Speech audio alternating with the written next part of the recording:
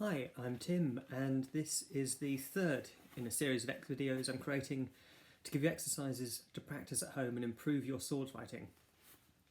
And today I want to focus on combat safety and how to deliver a blow and pull it in mock combat. And we're going to play with a bit of a paradox here, where my favourite exercise for doing this is to teach you how to deliver a blow as unsafely as possible. Then if you learn why that blow is so powerful and so dangerous, you can do it all backwards to deliver a very safe version of it. So my favourite blow to show you here is one called Zornhau, which is an original medieval technique. And German martial arts, it means the strike of wrath. It's a powerful diagonal cut from a high line, and the classic blow is designed to hit the enemy in the collarbone, go through their body, exit through the lower ribs, and neatly bisect your opponent in one strike. And to create the level of power that requires, there's a whole lot of things going on. To demonstrate the Zornhau, I'm going to strike once and then we'll talk it through. So I'm starting in what I call an offhand position. My lead arm, my left, is to the back of my body, my left leg is back. And as I strike, I'm stepping at the same time. The tip of the sword begins the movement, and as the sword starts moving, my body starts to move with it. The body weight starts to carry through, the blow strikes, and the foot lands at the same point as the sword reaches its terminal point. That means that the whole time my sword has been going through my opponent, my body weight has been travelling forward, powering into the sword as well.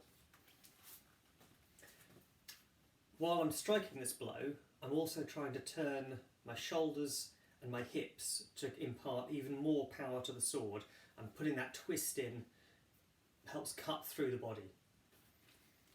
And one of the last things I'm really going to aim to do with this strike is that my lead hand, the left, is pushing forward right next to the hilt, as the right hand on the pommel is pulling backwards.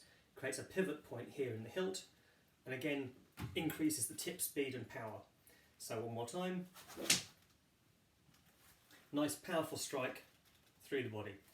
And if someone was to do that to you on a LARP or reenactment field, they would hopefully be rightly escorted off by a referee or marshal and removed from the event immediately.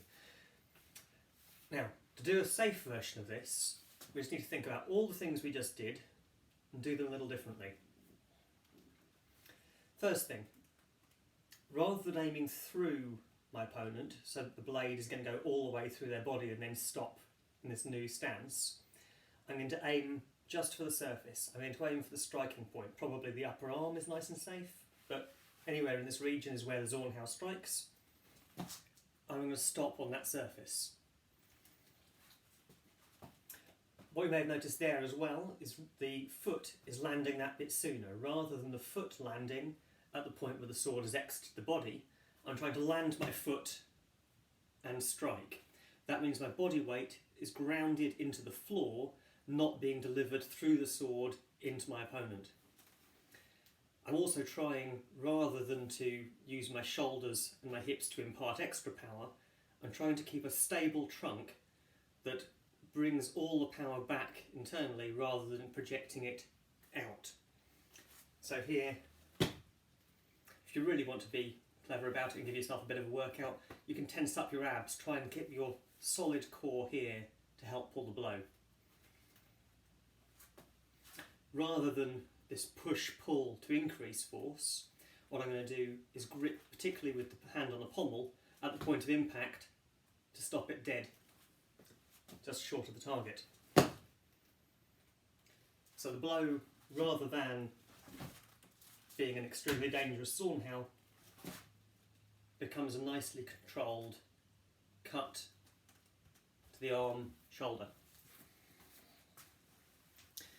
I'd suggest that if you're trying this at home, practice the Zornhau cut with as much power as you can a few times, do it on both sides of your body, and then try doing the safe version on both sides as well, gradually thinking about each piece of your body in turn. Think about what your hands do, your trunk, shoulders and hips. Think about that timing of the point of connection and the point where your foot hits the ground. Try and use all of those as ways to increase your safety margin.